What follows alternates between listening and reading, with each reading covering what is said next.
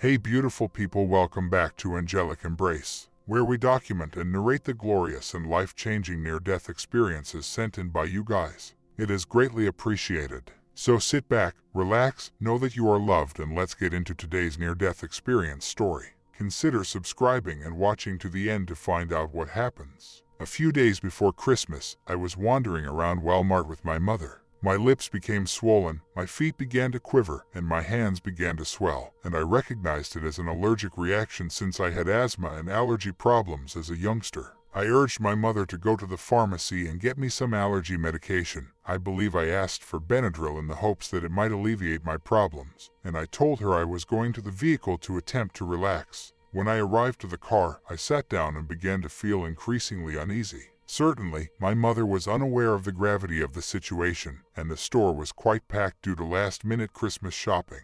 I'm not sure how long it took her to get to the car, but I'd say 15 to 20 minutes. During this time, I got increasingly uneasy and had no idea what was wrong with me, save that I understood it was an allergic reaction.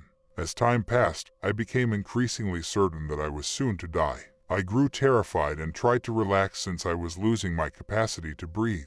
Because of the burning and itching feeling in my flesh, I began to battle with my garments, pulling at them. Finally, my mother arrived, and as she opened the door, I had very little breathing space left in my airway. I managed to mumble the word ambulance under duress. I then passed out in the car seat. I recall noticing that people were congregating around the automobile. My head was positioned on the passenger side of the front seat. When the door opened, a woman tried to give me mouth to mouth. A guy drew her away. At that time, I was still trying to breathe and terrified, but I was no longer battling physically. Something unexpected happened to me. I had the sensation of floating. I didn't see any lights, beings, or anyone who had died. I just felt a blanket of warmth sweep over me. The only way I can express it symbolically is what it must be like to be in the womb before birth. It seemed like I was floating in a liquid bubble. I felt a sense of calm that I can't put into words. I'd explain it for you if I could find the perfect adjective, but there aren't any, at least not that I'm aware of. It felt like complete calm. I had no more agony or struggle. When the ambulance arrived, I recall watching the crew place me on the gurney as if I were standing outside my body. I wasn't scared, I was more fascinated. At the same time, I was so involved in the sense of tranquility that I wasn't completely focused on what I was seeing. It was kind of a dual thing where I was watching it thinking it was extremely intriguing, and then I realized I wasn't going to die because I instinctively knew aid would arrive on time and save my life. The most astonishing thing I can share with you is the sensation I experienced. It was just a profound sense of calm and quiet. I've never forgotten that, and I've long wondered whether it was the start of an NDE. It was dark, with no lights, yet it felt so cozy and comfortable. I recall being back in my body in the ambulance at some point, and being vaguely aware of the job they were doing to save my life. I recognized the EMS personnel who had worked on me several hours later as I was leaving the hospital. They were there, maybe bringing in another sufferer. I thanked them for their assistance. I recall them seeming surprised, and I didn't know until later that I couldn't have physically recognized them since I wasn't conscious. I reasoned that I may have recognized their voices since I remembered hearing them speak in the ambulance, but it was a more precise impression, as if I recognized their faces. Here's our next near-death Christmas adventure. If you're still watching, we hope you're having a wonderful Christmas. I was a practicing cardiac anesthesiologist in 2008. I was the chief of anesthesiology at a cardiac hospital, and my identity and pleasure came from my profession and my family. But everything changed in August of that year when I was diagnosed with prostate cancer. In the same month, a normal operation to address it resulted on complications that rendered me incontinent and in agonizing agony owing to scar development. Due to these difficulties, I had to have surgery 3 more times between August and December 2008. As if cancer wasn't bad enough, I was also in severe agony, impotent, incontinent, and in diapers. As an anesthesiologist, I was the first to argue for the use of standard pain drugs to alleviate the level of the agony I was experiencing. However, I quickly discovered that my body's rapid reliance on the pain medication resulted in the state of addiction to pain pills within me. I was a cancer survivor dealing with post-surgery problems, severe pain, and addiction. I was also diagnosed with depression within a year. On December 14, 2010, I returned to the operating table for the insertion of an artificial urinary sphincter. I was really unwell in the days following the operation, with a temperature of 1 to 105 Fahrenheit. My entire pelvic region, including the penis and scrotum, was very red and swollen. I was unable to urinate. I was given strong antibiotics, IV gentamicin and IV vancomycin. I wasn't getting any better. Something was extremely wrong this time. 10 days later, on Christmas Eve 2010, I was brought to the hospital as an emergency for sepsis. The medical professionals determined that emergent surgery would be required in the early hours of Christmas Day to drain the pus from the pelvic area and remove the foreign substance. I was in a lot of pain and was severely drugged as a result. My final memory is of medical personnel placing a catheter to drain my bladder. The pain was excruciating, so much so that my next memory is of not being in my body. I was on the outside. I was aware that my awareness had been detached from my body. I had disconnected my consciousness from the location of my body, yet I was still completely aware and present, outside of my body. Despite the fact that my physical body was sleeping most of the time, I was quite attentive and aware. I was in what I can only characterize as another dimension. Both in the hospital and the operation room, I could see myself from above. I observed my sleeping body. I was aware of the dialogues that were taking place. I witnessed the surgeon cut me in the operating room, and it smelled nasty from pus. To combat the odor and allow the surgeons on continue working, the nurses sprayed eucalyptus-scented water to their surgical masks. I overheard the anesthesiologist cracking a joke. I remember it well to this day, but I can't write it down since it wasn't a clean joke. The anesthesiologist later confirmed this event to me in the recovery area. As an anesthesiologist, I am fully aware of what happens in operating rooms and had explicitly questioned him. That night and during surgery, my awareness, a consciousness that was me but was not restricted to the place of my body, remained entirely intact. In fact, it was not only entirely intact, but even more sharp and extended. I recall being in the surgery room and staring down at my body from 10 to 15 feet up. I was staring from the left side of the operating table where the surgeons were working on me. I could hear, see, and smell everything in the operation room as well as objects far away. My senses had grown extremely keen. With my consciousness still in the operation room, I could hear distant conversations. I heard a discussion between my mother and sister discussing what they were going to make for supper that night. They planned to eat grains, veggies, yogurt, and legumes. They had arrived in India. People were buttoned up because there was no central heating, and it was quite chilly, cloudy, and freezing. My family and I were using a little electric heater. This taught me that it didn't matter if individuals were close or far away, my awareness was everywhere at the same time. I'd like to claim that my consciousness then shifted into a really peaceful, loving zone, where I was in the presence of an all-loving, forgiving entity. But, to begin with, I'm afraid it wasn't the case. My consciousness shifted from the physical world of the operation room in the hospital and the kitchen talk in India to a location where a massive wildfire was burning. Dark beings with crooked teeth and two horns ran about. I saw myself being dragged to this location while shouting and struggling. There was constant lightning in the dark skies as a violent storm raged on. There was the odor of burning flesh. It didn't take long for my consciousness to register that I was in hell. It was agonizingly painful. I could hear the screams and agony of other spirits. Needles were being inserted into my body, and I was being severely tormented. I was designed to sleep on a bed of nails. Various wounds were gushing with blood. I kept thinking what I had done, what karmas I had committed in this or previous incarnations to deserve the penalty. As I experienced this terror, I became acutely aware that my life was highly materialistic. It was all about me. When I met someone, I was constantly asking myself, what can I gain from this person? In hell, I realized that the life I was living on earth was devoid of love. I was not exercising compassion or forgiveness toward myself or others, and I had an unpleasant inclination to be especially harsh toward persons I thought to be lower in social or professional status or hierarchy than me. I recall feeling genuinely sad for my lack of kindness and wanting I could do things differently. This location, hell, began to melt away as these realizations became crystal plain to me. My father appeared, accompanied by his father. My father held my hand and led me to a tunnel with a dazzling white light at the end. It felt as though time and space vanished as I traveled into the tube. My awareness was instantly at a new place, as if I had been in a parallel dwelling at the same time. It seemed as if I were there at the same time, experiencing total and cosmic peace, a condition of absolute harmony, devoid of any disturbance or excitement. Total, complete, uninterrupted happiness that united all things and beings in the cosmos. That place, which I took to be heaven, was quite peaceful. Words are insufficient to explain it. I was in the presence of a profoundly relaxing, loving, formless blue light, an entity I somehow knew or felt was supreme love embodied, wisdom and intellect personified.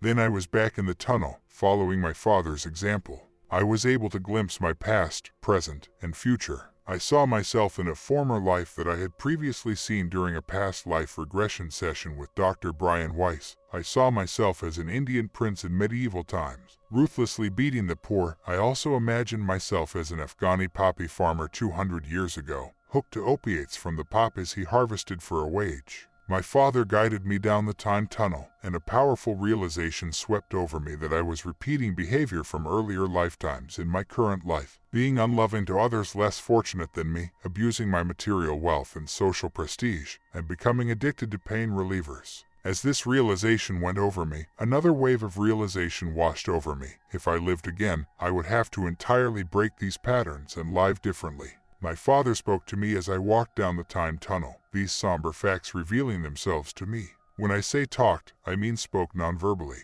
I didn't see him speak, but I could feel his words inside me. The cosmos and the divine will take care of you if you keep your consciousness clear and are genuine to yourself. These comments were already significant to me since they were the final things my father ever uttered to me before he died 20 years ago. He died as a result of complications after heart surgery. I'd been missing him for years. Now, as he walked me into this tunnel, me clutching his hand like a small child, and pouring my entire body with these words once more, I felt deeply comforted, and I realized that my life was being redirected right now. After my father assisted me in getting through the tunnel, I emerged into a state of tremendous peace, brightness, and delight.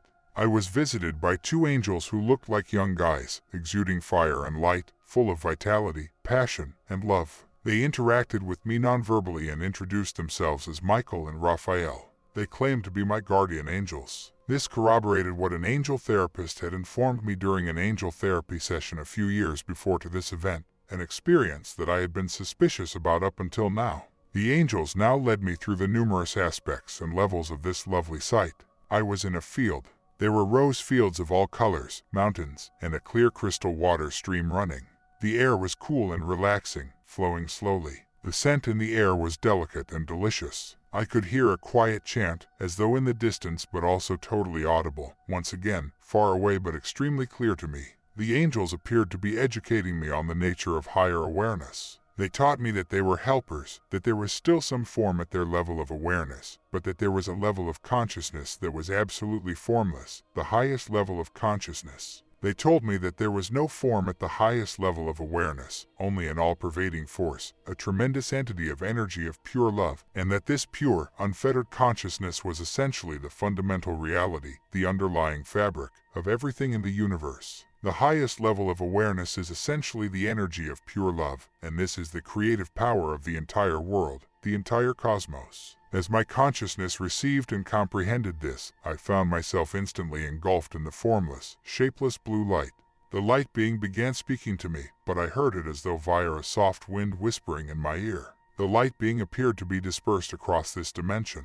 It's difficult to put into words how it felt to be in the company of the light being. Pure love enveloped everything, as though all 5 earthly senses were saturated in love. It was all-encompassing and all-powerful. My awareness felt as if it had become one with the highest primeval consciousness. I was conversing with it while also being in it. The closer I got to the light being, or the more attached I became to it, the clearer and more intense the chant in the distance became. I was assured that it was not yet my time to depart, that everything would be okay, but that my route would now be as a healer. I was told I'd have to abandon anesthesiology and consumerism.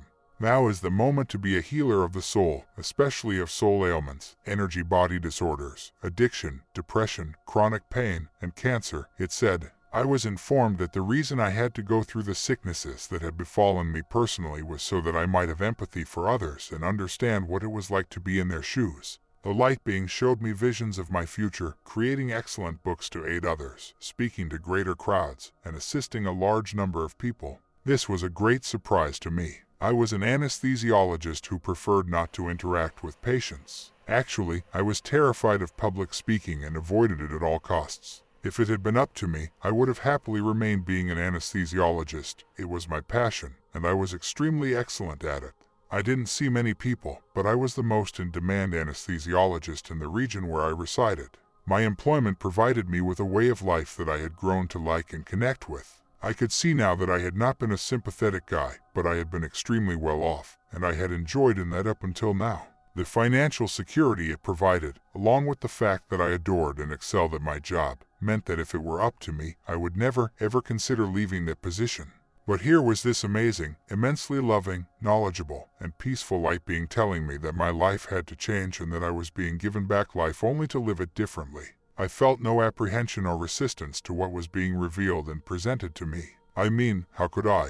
I was in a state of unconditional, pure love and comfort. All I could think about was deep delight and inner tranquility. With calm and sincere love, I embraced what I was being shown. Some phrases appeared to flash in the skies above me as I accepted what the light being was teaching me. They read the book A Course in Miracles. I now see this to be a metaphysical spiritual work that teaches the ideas of love and forgiveness with wisdom and elegance. I had no notion what such words meant at the time, having been born into a Hindu household and having my sense of religion and spirituality driven by my own Hindu cultural experience. The realization that I was being given life back, particularly to write and speak with the aim of helping those suffering from chronic pain, addiction, and despair flowed through me, running through every fiber of my body. My next recollection is of waking up in the recovery room after this realization. My family was not present, but the nurse was. Within 30 minutes, hospital personnel summoned my family to visit me. My recovery rate in the days that followed was nothing short of amazing.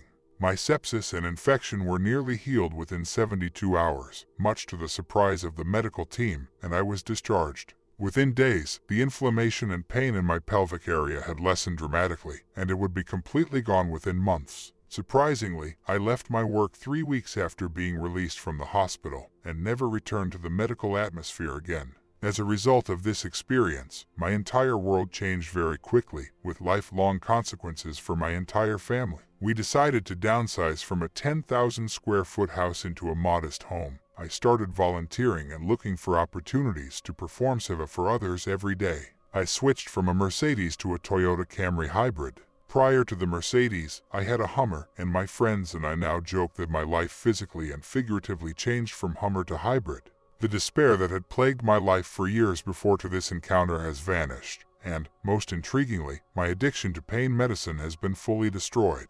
This is nothing short of a miracle. Even my own doctor and some of the top addiction specialists in the world are baffled as to how I was able to overcome years of addicted behavior and just become free without undertaking a rigorous rehabilitation program.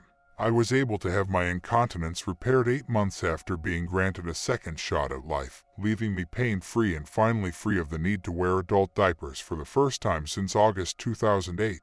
My life was scarcely recognizable a year following my experience. I had quit from anesthesiology, moved residences, automobiles, and regions, and my medical health had been revolutionized. My manner and character had changed. I was now more kind and loving, with more sympathy and compassion for others. These revelations from the other dimension inspired me to begin writing and presenting spiritual wellness courses. As a pain management professional who prescribes pain medication as a therapeutic remedy, as well as a patient who has witnessed the havoc they wreak on the mind-body complex, I advise individuals to seek recovery first through non-pharmaceutical, non-invasive methods. I believe that a consciousness-based approach to healing is necessary, and that methods that foster the individual's connection to the higher consciousness should be used.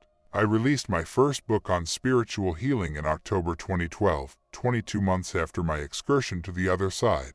I'm now working on another project. The words "A Course in Miracles" that flashed over the sky in the other dimension were the core of my spiritual message. I read and began attentively practicing the course. I also read Marianne Williamson's writings, particularly Return to Love. Because of that book, my main message has evolved into forgive, love, and heal. I began by applying this instruction to myself in my own life. Instead of hiding my dark shadows and faults, I expressed them publicly. I describe how it was vital for me to recognize them and acknowledge that they were a part of me in order for them to become my drive for change and healing.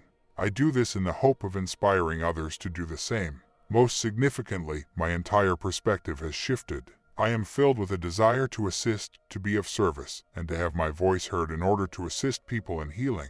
I've changed my life to make myself available for this. To this day, I believe that the whole significance of all I've gone through is still being revealed to me moment by moment. I am still connected to the light being, and I vividly recall the experiences of hell and heaven, my Father, and the time tunnel. It appears to me that the complete scope of the changes intended for me could not be achieved in a single day, week, year, or lifetime. They appear to be unfolding continually, with my consciousness changing more and more towards its newly directed purpose with each and every life occurrence. I do not believe that all of the changes have yet been realized. Rather, I have the impression that I have been returned to Earth on a route, and my task is to put one foot in front of the other and follow the road diligently and with trust, just as I did as a tiny kid, clutching my father's hand in the time tunnel. The future is still being constructed, but I have felt no dread during all of these changes. I know I'm not alone, and while I don't yet know what my future will look like, I do know there is a plan, and that it's a good one.